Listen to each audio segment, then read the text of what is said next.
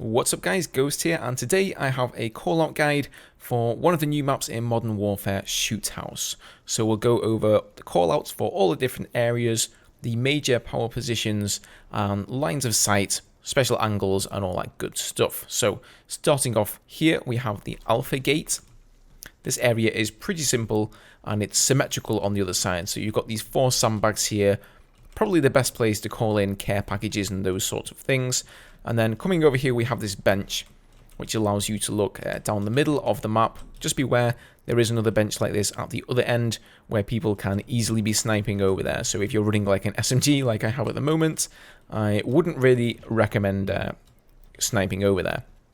Now this staircase does lead up to the office, but I will cover that in a minute because that is one of the flanking routes. Now moving round to this corner, we have Courtyard, and this burning car, in my opinion, is the best piece of cover here. The wooden box, pretty predictable. This corner can be nice here. You can just see a little slither if you look down there, but the burning car really provides you great cover.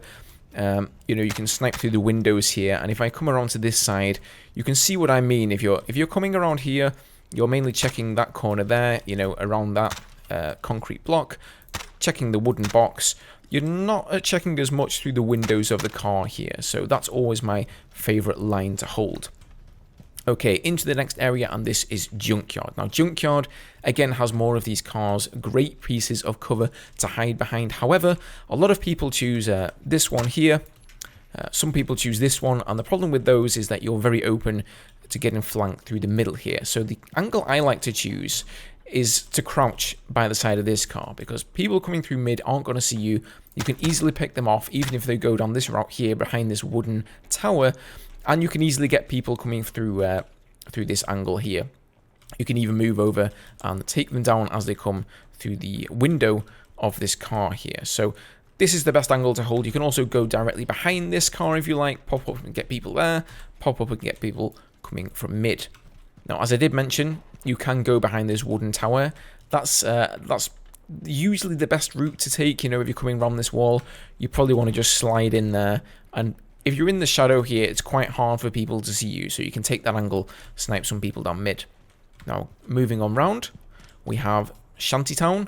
This is a pretty basic area. You've got a little bit of cover here from this concrete bag, and then you have 3 more of them here that allow you to get into the center down mid here and flank people. Now, this is going to be one of your flanking routes, so again, if you have something like a PDW, your long range is maybe not your best suited range, then you can go flank through this little wooden shantytown, as it is indeed called. But beware, people can fire through this with even the lowest caliber of rounds, so pistol rounds, pretty much anything will pass through there. So if somebody sees you go in, they're just gonna spray the whole thing.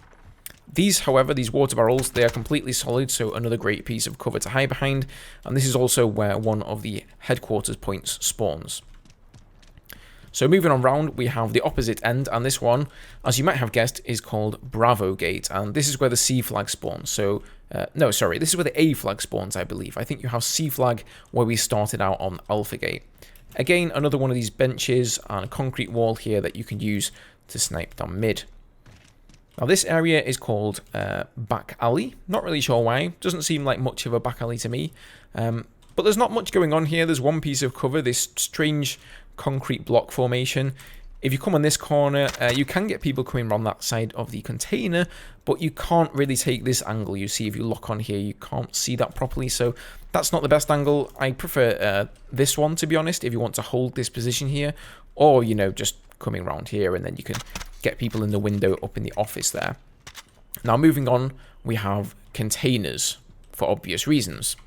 You can flank mid this way as well. So as I showed you guys over there in Shantytown, you can hop up over that wall and flank mid that way. You can also do it from this direction. So pretty symmetrical map all around.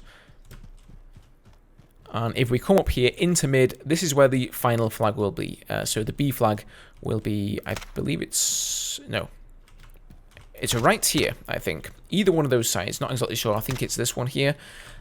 People from those windows can get you. You can be gotten from either of the concrete walls here and either sides through here. So you are really open if you're in this area. Just beware of that.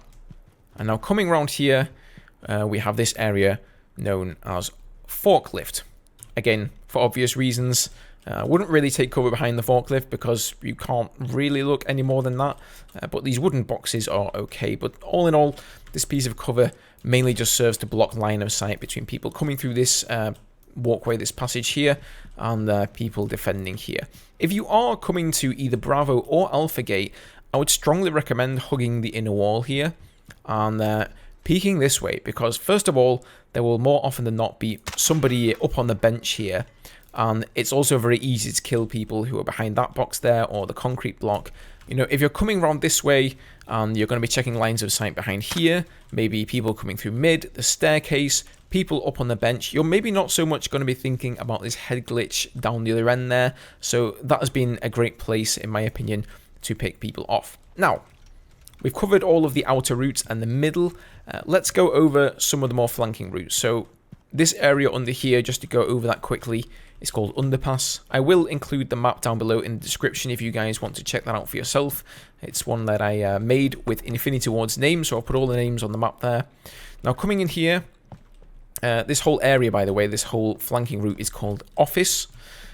We have a little roundabout, round Ringa Rosies here, where you can use to flank people. You can also just stay behind this wall to reload, maybe pop your stim, something like that.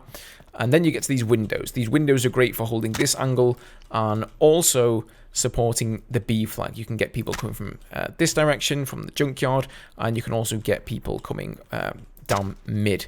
I will say it seems a little bit overpowered in favor of the people who have the C flag here, because they're going to cap this flag, they're going to run straight up the staircase here into Office, their teammates are going to take B, and they can easily cover B from this angle. The windows only face out this way. There are no windows on the other side, so not really sure what Infinity Ward were thinking of that. You would think there would be an identical Office lying here, so that that side of the map could return fire, but apparently no, that's not a thing.